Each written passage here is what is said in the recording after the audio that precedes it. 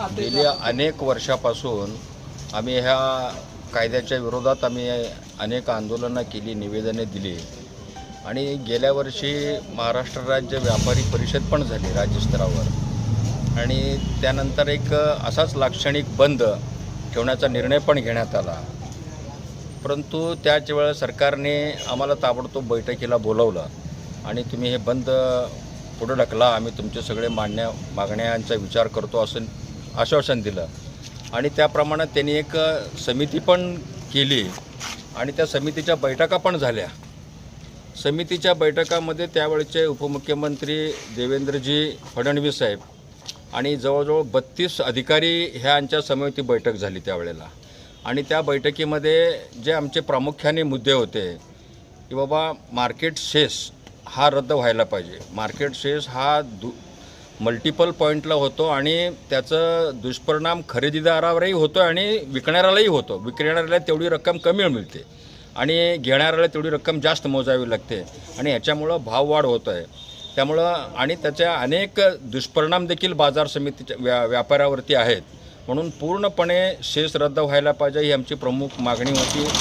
ती मागणी त्यांनी ताबडतोब त्यावेळच्या फडणवीस साहेबांनी त्यांच्या अधिकाऱ्यांना सांगितलं ह्याच्यावर आपल्याला काय करता येतं, ताबडतोब निर्णय घ्या.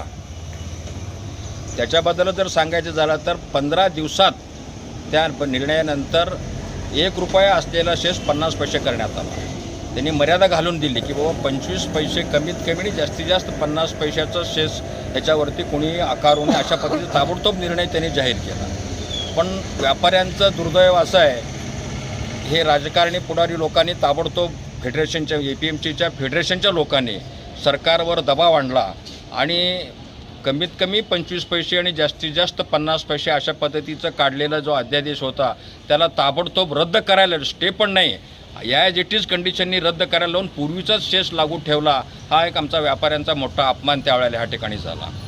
तरी आम्ही सहन केलं. बाकीच्या काही मुद्द्यांचे त्यांनी विचार केला किंवा आम्ही सांगितलं की बाजार समितीचा लायसन्स हा वन टाईम असावा, परंतु वन टाईमची तरतूद कायद्यात नाही आहे, तेव्हा आम्ही तुम्हाला कमीत कमी 3 वर्षाचं लायसन्स देऊ अशा पद्धतीचं आश्वासन दिलं गेलं.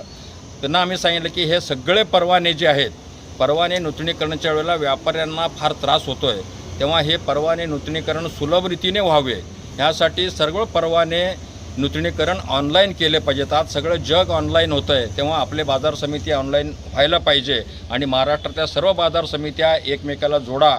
त्याप्रमाणे पण त्यांनी त्या ठिकाणी अधिकाऱ्यांना आदेश दिला आहे. त्या पद्धतीचे काही परिपत्रक नोटीस ह्यांना पण बाजार समितीला आले. पुन्हा ते काम त्या ठिकाणीच थांबलं.